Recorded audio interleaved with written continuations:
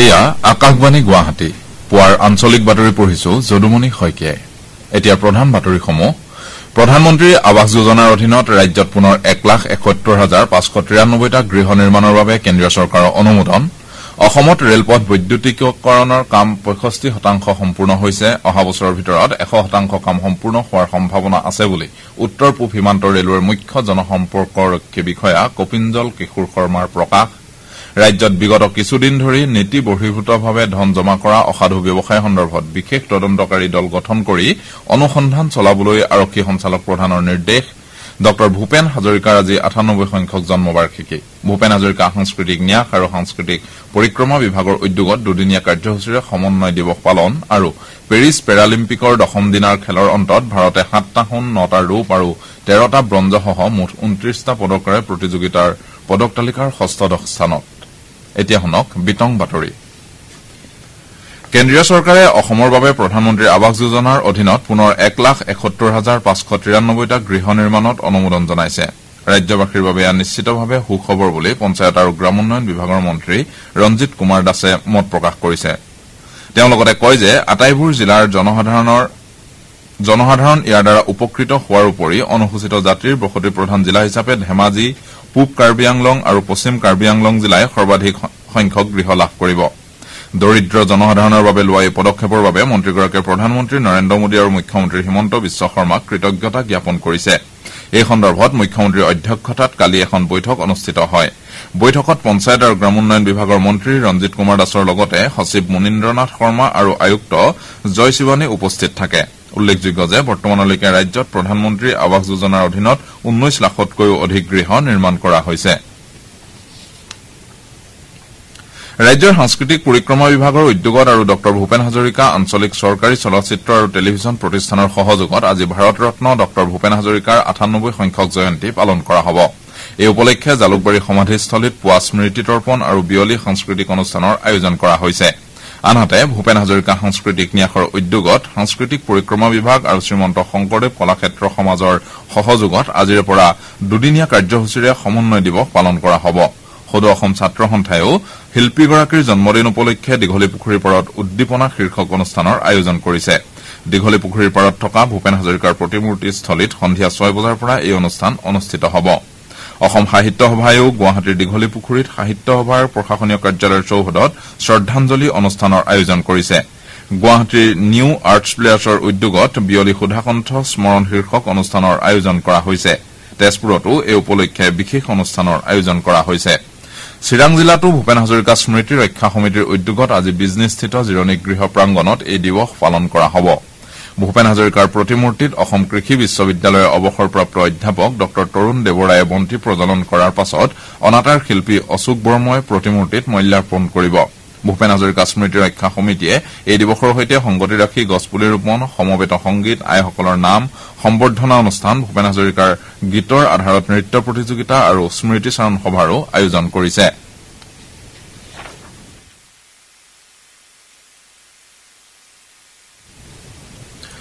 ৰাজ্যখনত বিগত কিছুদিন ধৰি নীতি বহিৰ্ভূতভাৱে ধন জমা কৰা অসাধু ব্যৱসায়ক লৈ ডিব্ৰুগড় থানাত দাখিল হোৱা গোচৰৰ সন্দৰ্ভত অসম আৰক্ষীৰ সঞ্চালক প্ৰধানে বিশেষ তদন্তকাৰী দল গঠন কৰি অনুসন্ধান চলাবলৈ নিৰ্দেশ দিছে ইয়াৰ বাবে অসম আৰক্ষীৰ অতিৰিক্ত সঞ্চালক প্ৰধানক এই দলটো গঠন কৰি তদন্ত চলাবলৈ কোৱা হৈছে এই দলটোক লগতে গোচৰটোৰ সকলো দিশ চালিজাৰি চাই সৰ্বাত্মকভাৱে অনুসন্ধান চলোৱাৰ উপৰি সোনকালে ইয়াৰ প্ৰতিবেদন দাখিল কৰিবলৈ নিৰ্দেশ দিয়া হৈছে অহা 15 দিনৰ ভিতৰত এই তদন্তৰ অগ্ৰগতি সম্পৰ্কে অৱগত কৰিবলৈও কোৱা হৈছে আৰক্ষী সঞ্চালক প্ৰধান জিপি সিঙে সামাজিক মাধ্যম যোগে প্ৰকাশ কৰা মতে এনেধৰণৰ নীতি বহিৰ্ভূত লেনদেনৰ ঘটনা সন্দৰ্ভত 14খন জিলাত 28টা গোচৰ পঞ্জীয়ন হৈছে আৰু 59 জনক গ্ৰেপ্তাৰ কৰা হৈছে আনহাতে আৰক্ষীয়ে জাননী জাৰি কৰাৰ পিছতো তদন্ত প্ৰক্ৰিয়াত সহায় নকৰাসকলক 22খন বিশেষ জাননী জাৰি কৰাৰ ব্যৱস্থা কৰা হৈছে বুলি তেওঁ মন্তব্য কৰে অসমত ৰেলপথ বৈদ্যুতিকীকৰণৰ কাম 65% সম্পূৰ্ণ হৈছে আৰু অহা বছৰৰ ভিতৰত নিৰ্ধাৰিত লক্ষ্য অনুসৰি 100% সম্পূৰ্ণ হোৱাৰ সম্ভাৱনা আছে আজি আকাশবাণী গুৱাহাটীৰ দৃষ্টিপাত অনুষ্ঠানত উত্তৰ পূব সীমান্ত ৰেলৱেৰ মুখ্য জনসম্পৰ্কৰক্ষী বিষয়া কপিঞ্জল কিশোৰ শৰ্মাই এই বিষয়ে প্ৰকাশ কৰে তেওঁ কয় যে ৰেলপথ বৈদ্যুতিকীকৰণৰ ফলত ইন্ধন ৰাহি হোৱাৰ লগতে ৰেল যাত্ৰা দ্ৰুত হৈ উঠিব বৈদ্যুতিক ইঞ্জিনৰ কাৰ্যক্ষমতা অধিক হোৱাৰ ফলত ৰেল যাত্ৰা সুচল হোৱাৰ উপৰি বিত্তীয় ক্ষেত্ৰতো ৰাহি হ'ব বুলি তেওঁ কয় একেদৰে ৰাজ্যখনৰ বিভিন্ন অঞ্চলত ৰেলপথ দ্বৈতকৰণৰ কাম অব্যাহত আছে বুলি তেওঁ জানিবলৈ দিয়ে ইপিনে ৰেল দুৰ্ঘটনা হ্ৰাস কৰাৰ লগতে ৰেলৰ খুন্দাত হাতীৰ মৃত্যু হোৱাৰ ঘটনা ৰোধ কৰিবৰ বাবে কৃত্ৰিম বুদ্ধিমত্তা প্ৰয়োগ কৰি অপ্টিকেল ফাইবাৰৰ সহায়ত ব্যৱস্থা গ্ৰহণ কৰাৰ ফলত এনে দুৰ্ঘটনাৰ সংখ্যা হ্ৰাস পাইছে বুলি তেওঁ জানিবলৈ দিয়ে উত্তৰ পূৰ্বাঞ্চলত ৰেলপথ নিৰ্মাণৰ কাম প্ৰায় অৰ্ধেক সম্পন্ন হৈছে আৰু 2028 চনৰ ভিতৰত অঞ্চলটোত ৰেল যাতায়াত সুচল হৈ উঠিব বুলি তেওঁ আশা প্ৰকাশ কৰে এই অঞ্চলটোত প্ৰাকৃতিক আৰু পৰিৱেশজনিত সমস্যাৰ বাবে সময়ে সময়ে নিৰ্মাণ কাৰ্য লেহেমীয়া হয় বুলিও তেওঁ উল্লেখ কৰে ইপিনে ৰেল বিভাগে যাত্ৰীসকলৰ সুবিধাৰ্থে বিভিন্ন ব্যৱস্থা গ্ৰহণ কৰাৰ বিষয়ে উল্লেখ কৰি তেওঁ কয় যে ৰেল যাত্ৰাৰ ক্ষেত্ৰত অসুবিধাৰ সন্মুখীন হোৱা মাত্ৰেই যিকোনো যাত্ৰীয়ে ৰেল মদত পৰ্টেলত আপত্তিসমূহ দাখিল কৰিব পাৰে আনহাতে দিব্যাংগসকলৰ সুবিধাৰ বাবেও সুবিধাজনক শৌচাগাৰ প্ৰস্ৰাৱগাৰকে ধৰি সকলো ব্যৱস্থা ক্ৰমান্বয়ে কৰি অহা হৈছে বুলি তেওঁ জানিবলৈ দিয়ে তদুপৰি মহিলাৰ সুৰক্ষাৰ ক্ষেত্ৰতো ৰেল আৰক্ষীয়ে সতৰ্কতাৰ ব্যৱস্থা গ্ৰহণ কৰে বুলি তেওঁ উল্লেখ কৰে কাজিৰঙা ৰাষ্ট্ৰীয় উদ্যান আৰু ব্যাঘ্ৰ প্ৰকল্প 1 অক্টোবৰৰ পৰা পৰ্যটকৰ বাবে মুকলি কৰি দিয়া হ'ব বন বিভাগে এটা বিবৃতিযোগে এই কথা সদৰি কৰিছে অৱশ্যে মুকলি কৰি দিয়া বিষয়টো বতৰৰ ওপৰত নিৰ্ভৰ কৰিব বুলিও বিবৃতিটোত উল্লেখ কৰা হৈছে কহৰা বাগৰি আৰু বুঢ়াপাহাৰ বনাঞ্চল কেৱল জীপ ছাফাৰীৰ বাবে মুকলি কৰি দিয়া হ'ব ধুবুৰী জিলাৰ ধৰ্মশালা খণ্ড প্ৰাথমিক স্বাস্থ্য কেন্দ্ৰৰ অধীনস্থ আলমগঞ্জ গেৰামাৰী একত্ৰীকৰণ উচ্চ মাধ্যমিক বিদ্যালয়ত ৰাষ্ট্ৰীয় বাল স্বাস্থ্য কাৰ্যক্ৰমৰ অধীনত কালি এটা বিশেষ স্বাস্থ্য শিবিৰ আয়োজন কৰা হয় জিলাখনত প্ৰতিদিনে প্ৰতিখন খণ্ড প্ৰাথমিক স্বাস্থ্য কেন্দ্ৰৰ অধীনস্থ বিদ্যালয় আৰু অংগনবাড়ী কেন্দ্ৰসমূহত ৰাষ্ট্ৰীয় বাল স্বাস্থ্য কাৰ্যক্ৰমৰ চিকিৎসকসকলে শিক্ষাৰ্থীসকলৰ স্বাস্থ্য পৰীক্ষা কৰি আছে যদিও শিক্ষাৰ্থীসকলৰ সামগ্ৰিক স্বাস্থ্যৰ প্ৰতি লক্ষ্য ৰাখি এই স্বাস্থ্য শিবিৰটো বিশেষভাৱে অনুষ্ঠিত কৰা হয় এই স্বাস্থ্য শিবিৰটোত ধুবুৰী চিকিৎসা মহাবিদ্যালয়ৰ পৰা শিশু অস্থি নাক কাণ আৰু ডিঙি মনোৰোগ চকু আৰু দন্তৰোগ বিশেষজ্ঞৰ লগতে ৰাষ্ট্ৰীয় বাল স্বাস্থ্য কাৰ্যক্ৰমৰ চিকিৎসকসকলে শিক্ষাৰ্থীসকলৰ স্বাস্থ্য পৰীক্ষা কৰি চিকিৎসা সেৱা আগবঢ়ায় এই স্বাস্থ্য শিবিৰটো আনুষ্ঠানিকভাৱে মুকলি কৰে ধৰ্মশালা খণ্ড প্ৰাথমিক স্বাস্থ্য কেন্দ্ৰৰ মহকুমা স্বাস্থ্য আৰু চিকিৎসা বিষয়া ডাঃ মুস্কুৰা আহমেদ আৰু বিদ্যালয়খনৰ অধ্যক্ষ ডি.বি. পাণ্ডে এই কাৰ্যসূচীত ৰাষ্ট্ৰীয় বাল স্বাস্থ্য কাৰ্যক্ৰমৰ ধুবুৰী জিলাৰ কেইবাগৰাকীও স্বাস্থ্য বিষয়াৰ লগতে স্বাস্থ্যকৰ্মী আশাকৰ্মী পৰামৰ্শদাতা শিক্ষা বিভাগৰ বিষয়া কৰ্মচাৰীও উপস্থিত থাকে এই স্বাস্থ্য শিবিৰত 4 শতাধিক ছাত্ৰ ছাত্ৰীৰ স্বাস্থ্য পৰীক্ষা কৰা হয় আপোনালোকে পুৱাৰ আঞ্চলিক বাতৰি শুনিছে আকাশবাণী গুৱাহাটী কেন্দ্ৰৰ পৰা তিনিচুকীয়া চিকিৎসা মহাবিদ্যালয় হাস্পতালত আজি হৃদৰোগ আৰু ৰক্তজনিত জটিল ৰোগৰ আক্ৰান্ত শিশুৰ বাবে বিশেষ চিকিৎসা শিবিৰ অনুষ্ঠিত হ'ব শ্ৰম মন্ত্ৰী সঞ্জয় কিষাণে চিকিৎসা শিবিৰ মুকলি কৰিব তিনিচুকীয়া চিকিৎসা মহাবিদ্যালয় হাস্পতালৰ কৰ্তৃপক্ষই জনোৱা মতে মুখ্যমন্ত্ৰী ডঃ হিমন্ত বিশ্ব শৰ্মাৰ নেতৃত্বত শিশুসকলক জটিল ৰোগসমূহৰ পৰা আৰোগ্য কৰিবৰ বাবে উপযুক্ত চিকিৎসা ব্যৱস্থাপনাৰ উদ্দেশ্যেৰে এই শিবিৰৰ আয়োজন কৰা হৈছে লিউকেমিয়া থেলাছেমিয়াকে ধৰি জটিল ৰক্তজনিত ৰোগত আক্ৰান্ত হৈ অস্থি মজ্জা সংৰোপণৰ প্ৰয়োজন হোৱা জন্মৰ পৰা 14 বছৰ বয়সলৈকে শিশুৰ স্বাস্থ্য সেৱা বিনামূলীয়াকৈ সম্পন্ন হ'ব বুলিও কৰ্তৃপক্ষই জানিবলৈ দিছে প্ৰয়োজন অনুসৰি এনে ৰোগত আক্ৰান্ত শিশুসকলক সম্পূৰ্ণ বিনামূলীয়াকৈ উন্নত চিকিৎসাৰ বাবে বহিৰাজ্যলৈ প্ৰেৰণৰ ব্যৱস্থা আছে বিধায়ক ৰূপেশ গোৱালাই তিনিচুকীয়া জিলাৰ ডুমডুমা বিধানসভা সমষ্টিত 62,63,000 টকা ব্যয়েৰে নিৰ্মাণ কৰিবলগীয়া 8টা বিভিন্ন উন্নয়নমূলক প্ৰকল্পৰ আধাৰশিলা স্থাপন কৰে আধাৰশিলা স্থাপন অনুষ্ঠানত পৌৰসভাৰ পৌৰপতি কান্তা ভট্টাচাৰ্যী পৌৰসভাৰ কাৰ্যবাহী বিষয়া বিদ্যুৎ বিকাশ চাংমা উপ পৌৰপতি মণি দত্তৰ লগতে আন কেইবাগৰাকীও সমাজকৰ্মী উপস্থিত থাকে প্ৰতিশ্ৰুতি কেঞ্চাৰ আৰু পলিয়েটিভ ট্ৰাষ্টৰ উদ্যোগত আৰু অসম বিজ্ঞান প্ৰযুক্তিবিদ্যা আৰু পৰিৱেশ পৰিষদৰ সহযোগত আজি ডিব্ৰুগড়ত বিশেষ কৰ্মশালাৰ আয়োজন কৰা হৈছে মানুহে মানুহৰ বাবে প্ৰকল্পৰ অধীনত এই কৰ্মশালাৰ আয়োজন কৰা হৈছে কৰ্মশালাত প্ৰশিক্ষাৰ্থীসকলৰ লগতে বহুকেইগৰাকী সমল ব্যক্তিয়ে অংশগ্ৰহণ কৰিব সীমা শুল্ক বিভাগে কালি কামৰূপ জিলাৰ এটা বাসগৃহত অভিযান চলাই বৃহৎ পৰিমাণৰ ভাং জব্দ কৰে বিশেষ সূত্ৰৰ পম খেদি চলোৱা এই অভিযানত বিভাগে 41টা মোনা ভৰ্তি ভাং জব্দ কৰিবলৈ সমৰ্থ হয় জব্দ কৰা ভাংখিনিৰ ওজন 511 কিলোগ্ৰামৰো অধিক আৰু ইয়াৰ বজাৰ মূল্য কমেও 1.5 কোটি টকা হ'ব বুলি জানিব পৰা গৈছে ঘটনা সন্দৰ্ভত বিভাগে এজন লোকক আটক কৰি সোধা-পোছা অব্যাহত ৰাখিছে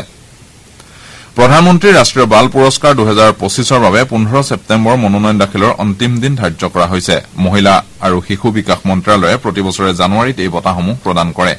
এই বছৰৰ বঁটা প্ৰাপকসকলৰ নাম ২৬ ডিচেম্বৰত বীৰ বাল দিৱসৰ দিনা ঘোষণা কৰা হ'ব শিশুসকলৰ সামৰ্থ্য দৃঢ়তা উৎসাহ উদ্দীপনাৰ উদযাপন প্ৰকল্পে এই বঁটা প্ৰদান কৰা হয় ৰাষ্ট্ৰীয় পুৰস্কাৰ আনুষ্ঠানিক ৱেবছাইটৰ জৰিয়তে এই বঁটাৰ বাবে ৫ বছৰৰ ঊৰ্ধৰ আৰু ১৮ বছৰৰ তলৰ শিশুৰ নাম মনোনীত কৰিব পৰা যায় নৱম সংখ্যক মাজুলী জিলা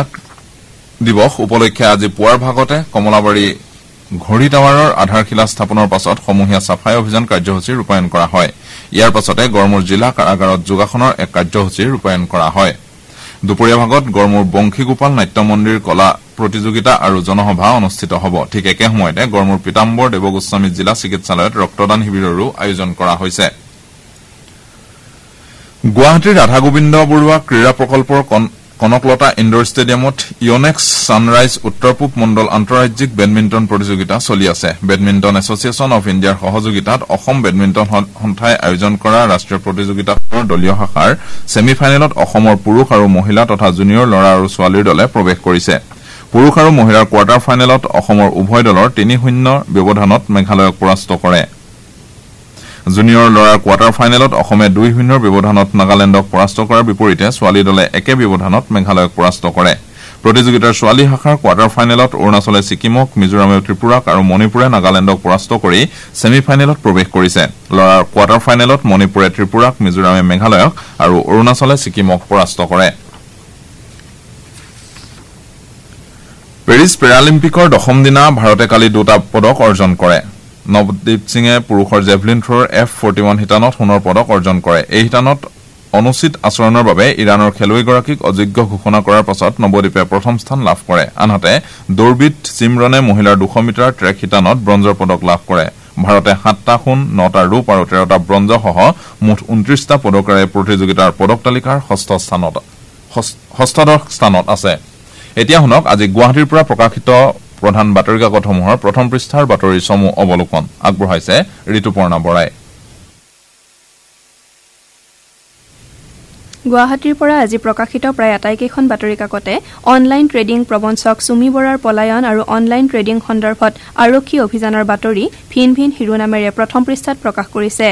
দৈনিক অসম কাকতে খাদ্য সুৰক্ষাৰ ক্ষেত্ৰত চৰকাৰে প্ৰয়োজনীয় ব্যৱস্থা গ্ৰহণ নকৰা বুলি উল্লেখ কৰি খাদ্য সুৰক্ষাত আপোচ চৰকাৰৰ শিৰোনামেৰে এটা বাতৰি প্ৰথম পৃষ্ঠাত প্ৰকাশ কৰিছে অসমীয়া প্ৰতিদিন কাকতে ১ অক্টোবৰৰ পৰা ৰাজ্যত আধাৰ কাৰ্ড প্ৰদানৰ প্ৰক্ৰিয়া কঠিন হ'ব বুলি মুখ্যমন্ত্ৰীয়ে কৰা মন্তব্যক প্ৰথম পৃষ্ঠাত স্থান দিছে একেটা বাতৰিকে অসমীয়া খবৰ কাকতে প্ৰথম পৃষ্ঠাত মুখ্য বাতৰি হিচাপে প্ৰকাশ কৰিছে